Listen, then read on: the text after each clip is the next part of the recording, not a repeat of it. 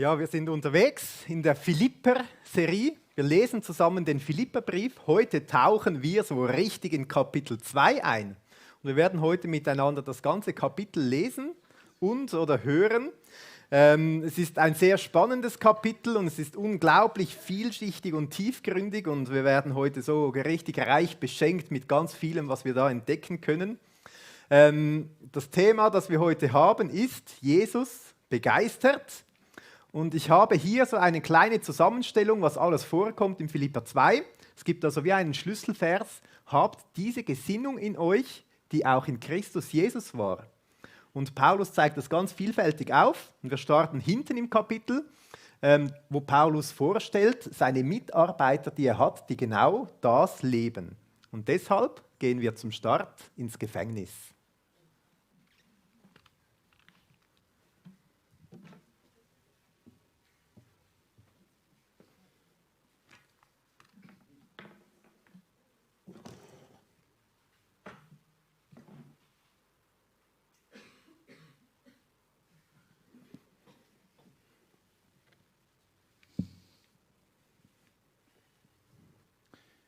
Ich möchte jemanden zu den Philippern schicken, aber vertrauenswürdig und leidenschaftlich für Jesus muss er sein.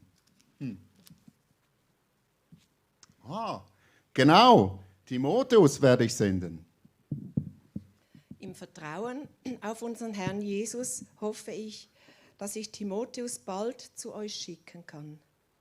Das würde auch mir neuen Mut geben, denn dann könnte er mir endlich berichten, wie es euch geht. Mit niemandem bin ich so tief verbunden wie mit Timotheus und kein anderer wird sich so aufrichtig um euch kümmern wie er. Alle anderen beschäftigen sich mit ihren eigenen Angelegenheiten und nicht mit dem, was Jesus Christus will. Ja, Timotheus ist wirklich gar nicht ego. Er ist ein guter Mitarbeiter, so ein Geschenk. Aber das wissen Sie ja eigentlich selbst in Philippi.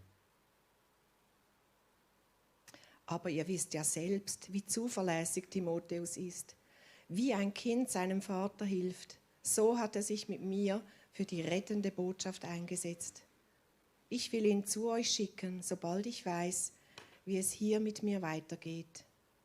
Im Übrigen habe ich im Vertrauen auf den Herrn die feste Zuversicht, dass ich bald selbst zu euch kommen kann. Naja, ob das wirklich bald so sein wird oder doch eher Todesurteil, das weiß nur Jesus. Aber die Philipper sind so traurig, auch wegen den schlechten Nachrichten, die sie gehört haben. Sie haben mir ja Epaphroditus geschickt, mit Geschenken, um mich im Gefängnis zu stärken. Und dann ist er so krank geworden. Er sollte schnell zurückgehen. Ich hielt es für notwendig, Epaphroditus zu euch zurückzuschicken. Er hat mir eure Gaben überbracht und mir dadurch sehr geholfen. Nun ist er mir wirklich zu einem Bruder geworden, ein guter Mitarbeiter und Mitkämpfer. Inzwischen aber hat er große Sehnsucht nach euch allen. Es hat ihn sehr beunruhigt, dass ihr von seiner Krankheit erfahren habt. Uiuiui, der hat wirklich beinahe den Löffel abgegeben. Tatsächlich war er todkrank. Aber Jesus heilt. Gott ist mächtig. Wow, nice. Aber Gott hatte Erbarmen mit ihm und auch mit mir. Er wollte mir zusätzliche Trauer ersparen. Jetzt soll Epaphroditus so schnell wie möglich zu euch zurückkehren. Ihr sollt ihn gesund wiedersehen und euch über ihn freuen. Dann werde ich einige Sorgen weniger haben. Sind Sie dann vielleicht trotzdem etwas enttäuscht, weil Epaphroditus mir dann hier im Gefängnis nicht mehr helfen kann? Das schreibe ich Ihnen am besten. Nehmt ihn voller Freude als euren Bruder auf, Menschen wie ihn sollt ihr achten und ehren. Oh ja, treue und demütige Christen, die sich ganz Gott unterordnen. So viele gibt es davon nicht. Die soll man in der Gemeinde würdigen. Denn mit seinem Einsatz für Christus riskierte er sein Leben.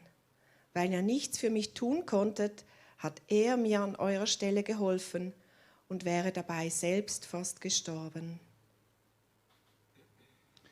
Irgendwie habe ich so den Eindruck, dass in etwa 2000 Jahren da irgendwo in Helvetien könnte es Embrach sein. Lustiger Name für eine Stadt, klingt nicht so nach einer Polis. Jedenfalls, dass es da eine Gemeinde voller leidenschaftlicher Männer und Frauen für den Herrn geben wird. Soll ich denen etwas darüber schreiben? Nein, sie lesen sicher diesen Brief und werden dann dadurch auch ermutigt. Treue und leidenschaftlicher Mitarbeiter, oh ja. Vielen, vielen Dank euch beiden.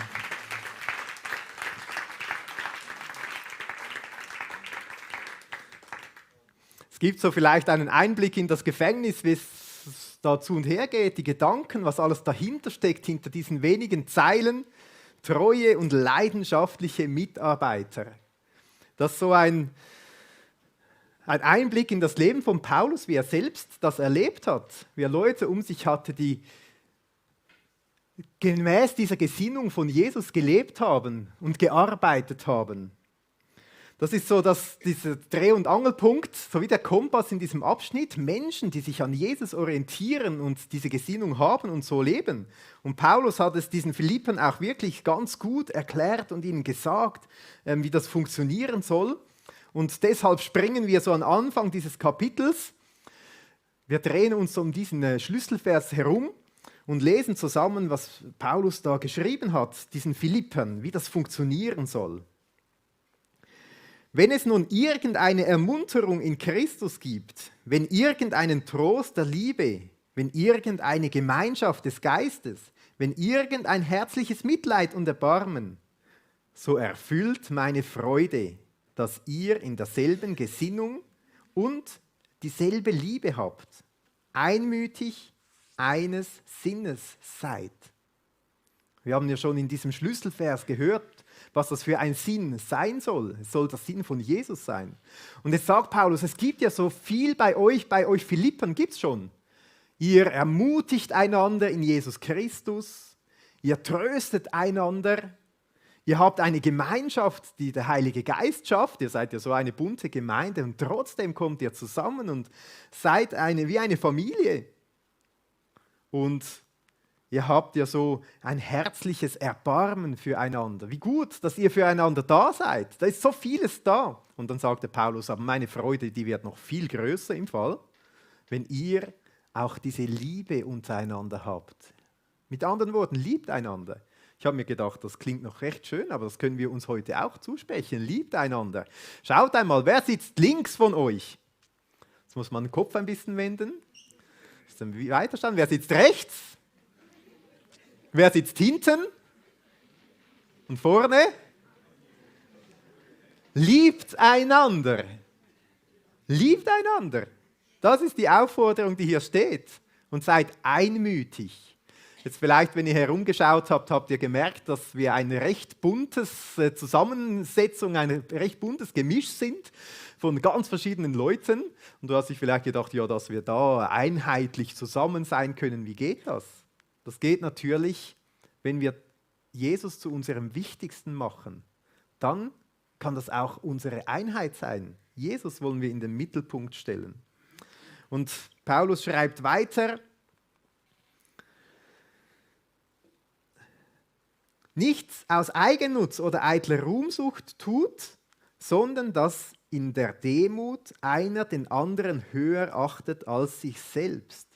Ein jeder sehe nicht nur auf das Seine, sondern ein jeder auch auf das der anderen.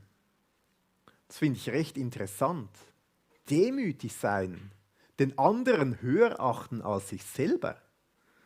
Ihr habt ja vorher da links und rechts geschaut.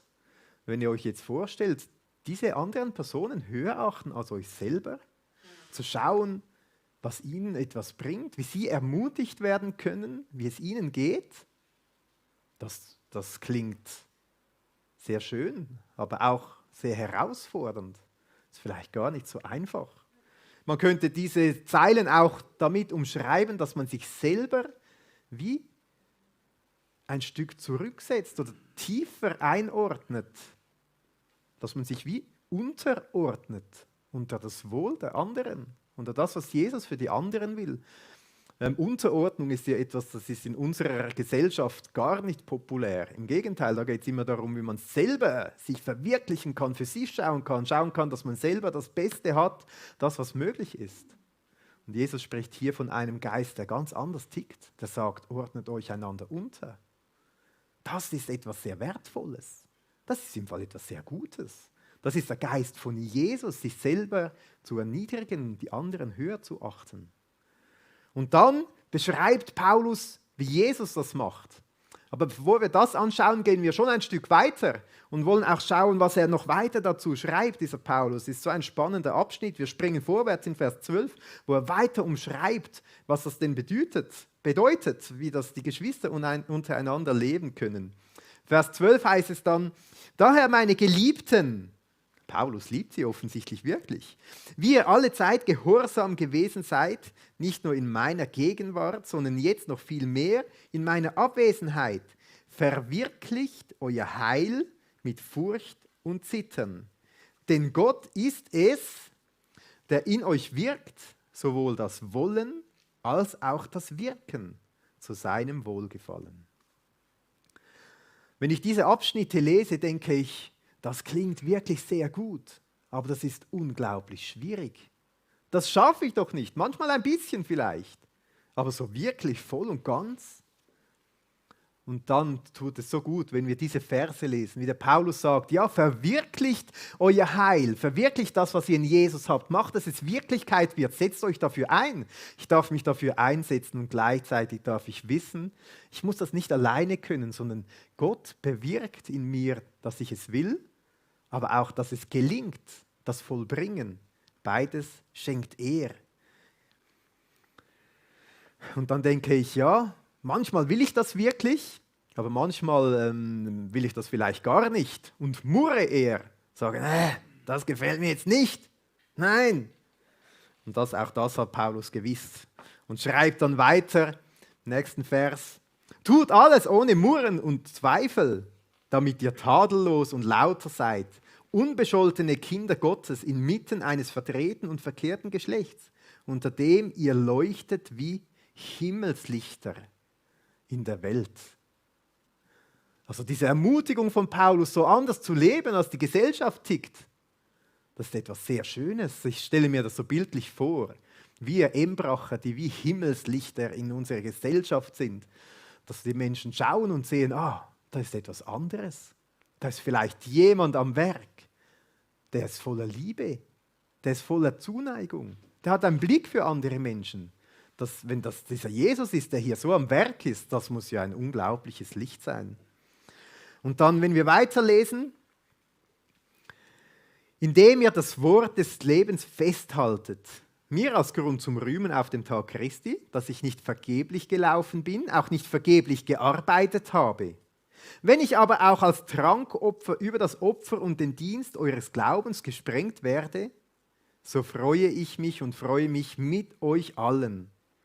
Ebenso aber freut auch ihr euch und freut euch mit mir. Also Paulus sagt mit anderen Worten, vielleicht ergeht es mir so wie einem Opfer, das geschlachtet wird, vielleicht muss ich auch sterben.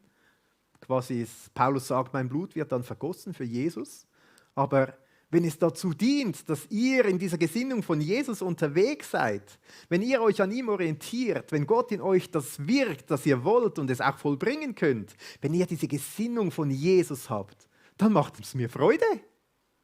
Und dann kann es auch euch Freude machen, da müsst ihr nicht traurig sein. Dann sagt er Freude, Freude und nochmals können wir uns freuen. Und das finde ich unglaublich, dass Paulus so sehr auf Jesus fokussiert ist und merkt, das ist eigentlich die größte Freude, die man haben kann, egal wie die Umstände sind. Und wenn wir jetzt dieses Kapitel 2 überblicken, diese treuen Mitarbeiter, die Paulus hat, wo er erlebt, wie sie selbst sich auch Jesus hingeben und für die anderen schauen. Und dann wird die Philipper ermutigt und sagt, bei euch ist schon so vieles dann und ihr könnt euch noch mehr ausstrecken. Diese Gesinnung zu haben, wenn wir diesen Schlüsselvers anschauen, habt diese Gesinnung in euch, die auch Jesus Christus hat. Da möchte ich fragen, wie ist denn diese Gesinnung von Jesus? Wie sieht diese Gesinnung aus? Und auch das erwähnt Paulus in diesem Abschnitt. Er zeigt uns ein Bild von Jesus Christus, das alles übertrifft. Er zeigt uns ein Bild von Jesus, wenn wir das anschauen, merken wir sehr schnell, dass wir vielleicht ganz vieles noch nicht verstanden haben, wie Jesus ist. In wenigen Versen, die so diesen Kern dieses Kapitels bilden, wo wir jetzt auch eintauchen wollen, malt er wie ein unglaublich riesiges Bild, das man betrachten kann und plötzlich immer wieder neue Sachen entdeckt, mehr Dinge entdeckt. Es kommt mir vor, so wie ein Bild so von diesen Kirchenfenstern. Die sind ja oft so gestaltet und plötzlich schaut man es an und entdeckt plötzlich viele andere neue Dinge. Und dann beginnt die Sonne zu scheinen und die Lichtstrahlen kommen durchs Bild hinein und es beginnt glänzig zu werden. Und plötzlich sieht man, wie es ja das Licht auch in den Kirchenraum hineinwirft und alles beginnt zu leuchten. Und man entdeckt immer mehr und faszinierendes, neues Facetten, neue Farben, Neues wird klar. Und genau so ist dieser Bibelabschnitt, wo Jesus uns diesen Jesus zeichnet. Und wir schauen ihn an und wir staunen und wir entdecken Neues. Und wir merken, da ist noch viel mehr drin, als wir jemals gesehen haben. Mir ging es so, als ich diesen Predigttext auch vorbereitet habe. Ich habe gestaunt und ich habe auch gemerkt, das kann man gar nicht predigen. Das ist viel mehr, das ist so viel größer. Und das ist auch einfach meine Bitte an Jesus, dass er sich selber zeigt und offenbart durch diesen Bibeltext. Und es können so wie zwei Dinge passieren dabei. Das eine ist etwas, das im 2. Korintherbrief beschrieben wird. Dort heißt es, wir alle aber schauen mit aufgedecktem Angesicht die Herrlichkeit des Herrn an. Wir dürfen Jesus anschauen mit aufgedecktem Angesicht. Mit seinem Heiligen Geist will er uns zeigen, wer er ist und wie er ist. Und wie viel größer er ist, als wir uns vorstellen können. Wir dürfen seine Herrlichkeit anschauen. Und dann heißt es, im Anschauen von Jesus werden wir verwandelt in dasselbe Bild, von Herrlichkeit zu Herrlichkeit, wie es vom Herrn, dem Geist, geschieht. Und plötzlich merke ich, Paulus fordert uns auf, diese Gesinnung von Jesus zu haben. Und am besten gelingt das, wenn wir Jesus anschauen und von ihm ergriffen werden. Und er verwandelt uns immer mehr in sein Bild. Und das Zweite, was es auslöst, nicht nur, dass wir Jesus mehr erkennen und verwandelt werden, sondern auch, dass wir staunen und anbeten und Gott Ehre geben wollen für das, was er getan habe. Und so ist auch mein Wunsch, dass wir zusammen Jesus heute Morgen mehr erkennen dürfen, wer er ist und wie er ist. Für dich ganz persönlich. Und wie es da heißt, kann es sein, dass Jesus sich dir heute auf eine Art und Weise zeigt, wie er das noch nie getan hat. Dass du ein Stück von seiner Herrlichkeit erfahren und erfassen darfst. Und ja, Jesus, das wollen wir wirklich, dass du dich uns heute zeigst. Durch diesen Bibeltext und durch diese Verse. Dass wir ein Stück mehr von diesem Bild erkennen können, wer du bist und wie du bist. Und deshalb habe ich das so in die Mitte gestellt, diesen Bibeltext über Jesus. Und da wollen wir zusammen eintauchen und einfach ein paar Facetten mitnehmen. Ich habe auch ein Handout vorbereitet, da gibt es noch mehr Möglichkeiten, um noch tiefer einzutauchen. Und man könnte noch viel tiefer in diesen Text eintauchen. Das ist so reichhaltig. Also ich will euch ermutigen, das auch mitzunehmen oder herunterzuladen. Es ist auch im Livestream beschrieben, hat seinen Link zum Handout, um das noch mehr zu vertiefen im Laufe der Woche und Jesus anzuschauen, wer er ist und was er getan hat. Im Vers 5 heißt es dann, Christus Jesus, der, als er in der Gestalt Gottes war, es nicht wie einen Raub festhielt, Gott gleich zu sein. Also wir richten unseren Blick auf Jesus und zuerst wird uns gesagt, Jesus ist ganz Gott. Er war schon immer Gott. Er hat alle Herrlichkeit bei Gott. Er war schon dort vor der Gründung der Welt. Das bedeutet, wenn wir Jesus anschauen, dann sehen wir Gott, wie er ist. Jesus sagt, ich und der Vater sind eins. Jesus sagt auch, wer mich erkennt, erkennt den Vater. Wenn wir Jesus anschauen, entdecken wir, wie Gott ist. Wer Gott ist und wie er sich uns will zeigen.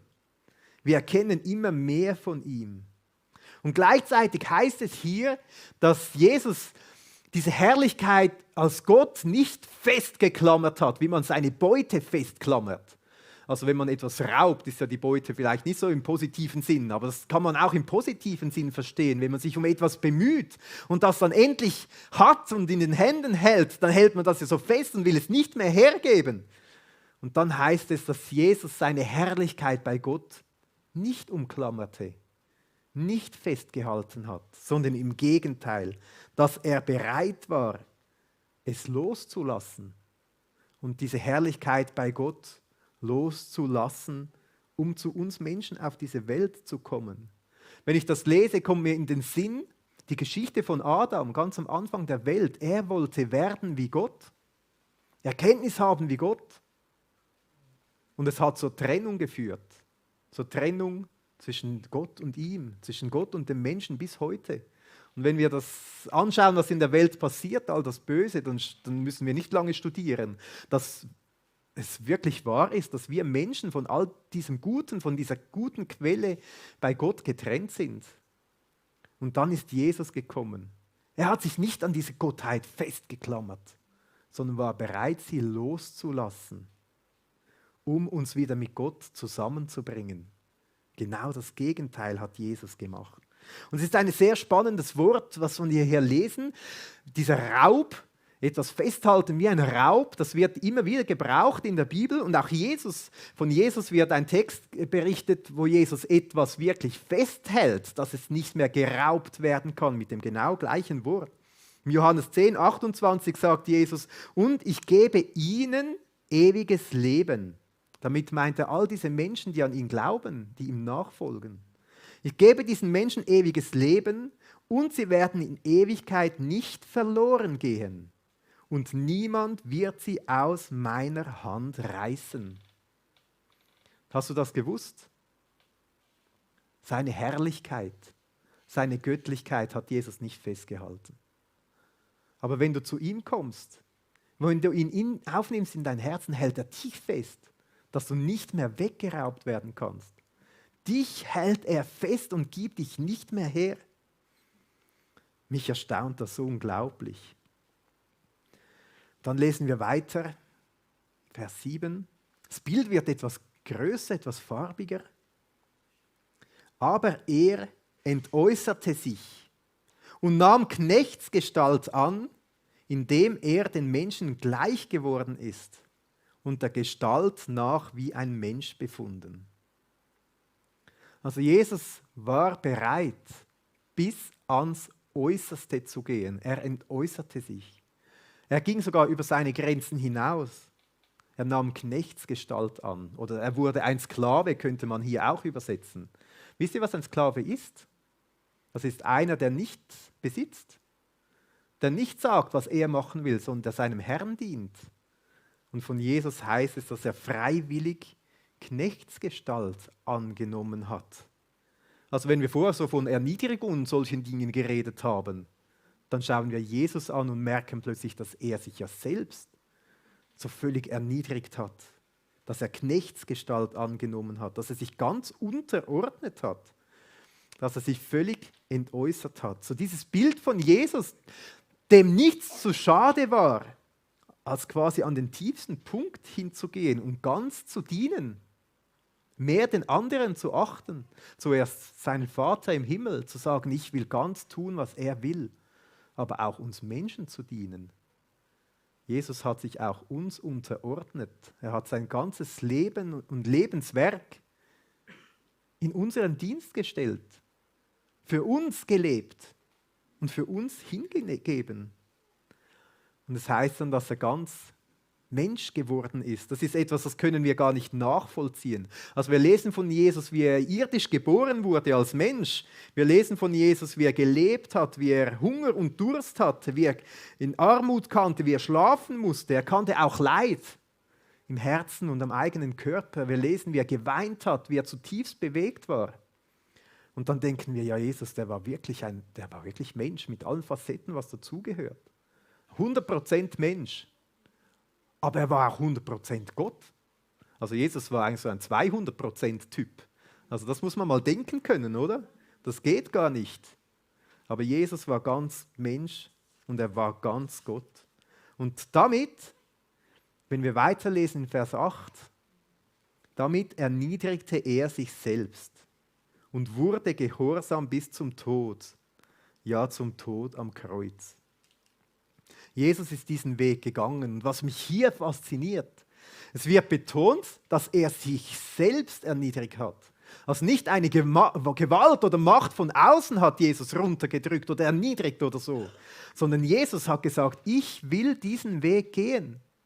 Freiwillig, es war sein Entschluss, dass Jesus ans Kreuz gegangen ist. Das war nicht irgendein Zufall oder irgendwie dumm gelaufen oder so etwas, sondern das war der Entscheid von Jesus Christus selbst, dass er gesagt hat, ich will diesen Weg gehen.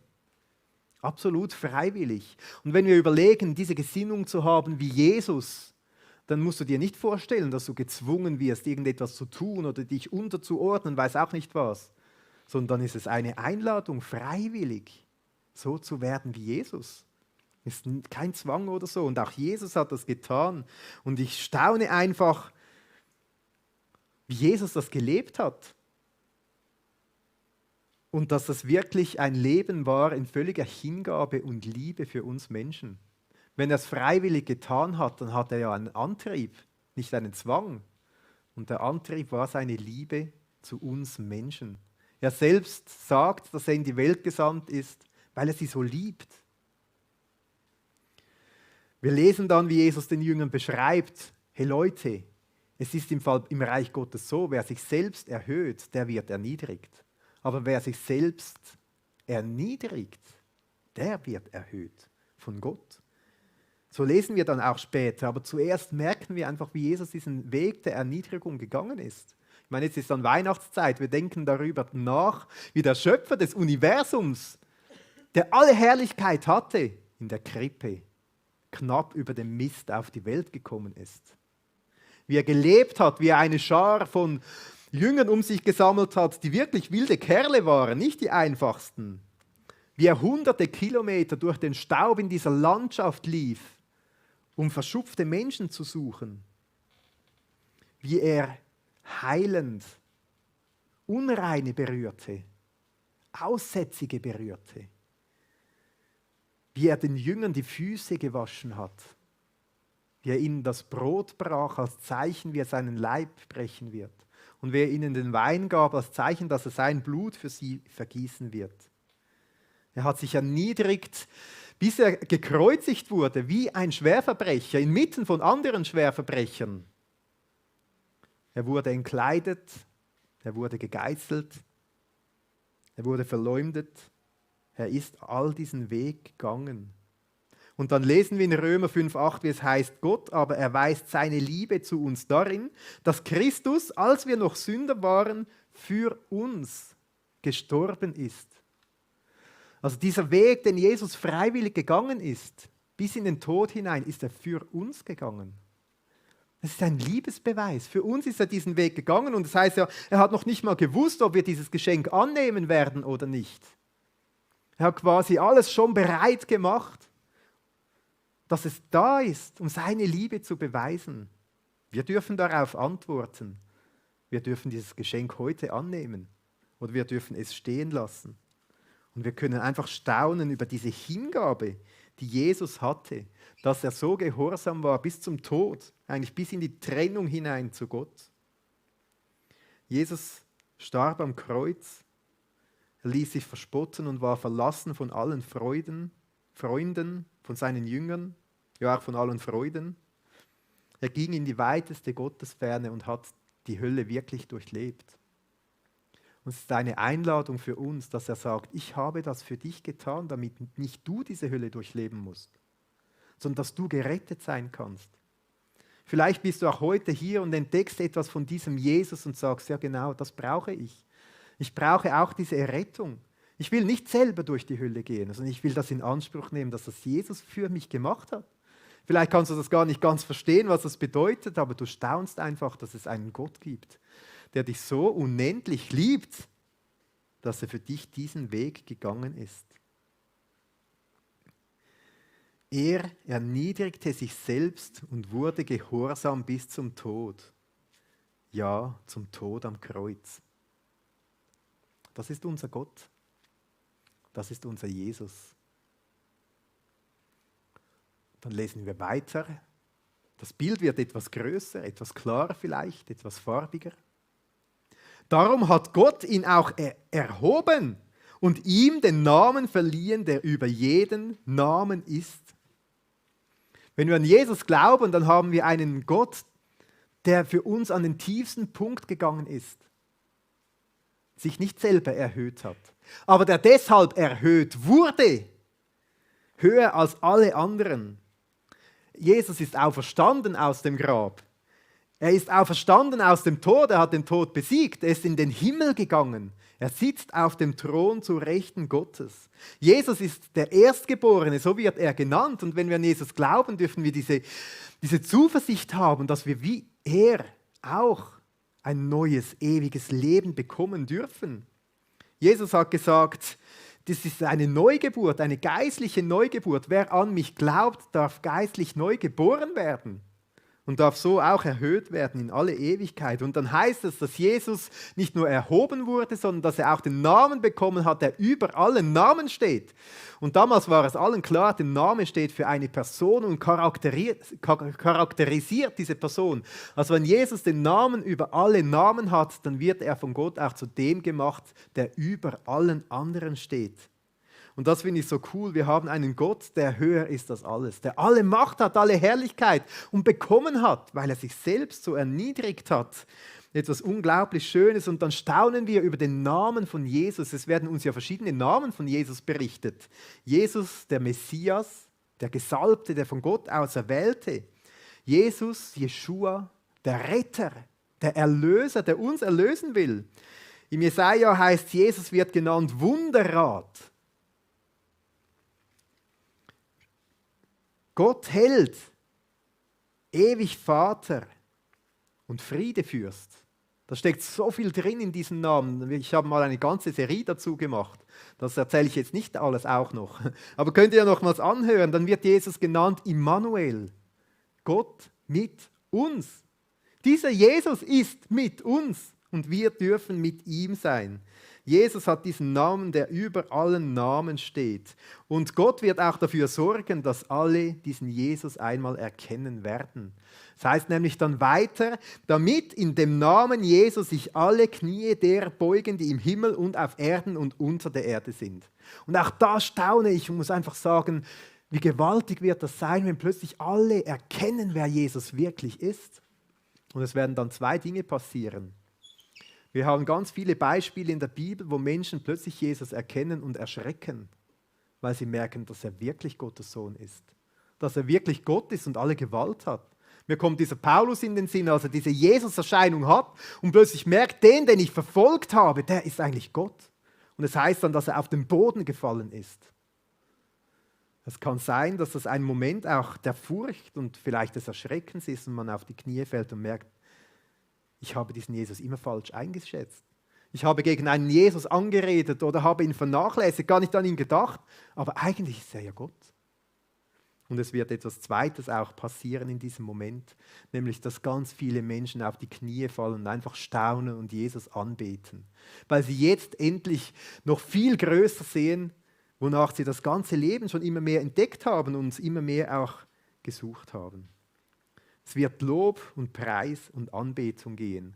Und es heißt dann, dass im Vers 11, und jede Zunge wird bekennen, dass Jesus Christus Herr ist zur Ehre Gottes des Vaters. Gott wird geehrt dadurch. Er wird groß. Und ich freue mich auf diesen Moment. Manchmal ist es heute so schwierig, Menschen zu erklären, wer Jesus ist. Und dann werden es alle erkennen, wer Jesus ist. Und jeder wird bekennen, hey, dieser Jesus, er ist wirklich der Herr. Er steht über allem. Und er war der, den er gesagt hat, dass er ist. Der Sohn Gottes, der Mensch geworden ist und sich selber ganz erniedrigt hat. Paulus schreibt von dieser Gesinnung, wie Jesus, die wir haben dürfen. Jesus hat sich ganz erniedrigt, hat sich hingegeben, um Gott groß zu machen. Und ich schaue diesen Jesus an und ich staune und ich bete einfach, dass ich ein Stück mehr von dem erfassen kann, wer Jesus ist und wie Jesus ist. Dass ich mehr von diesem Bild erfassen darf.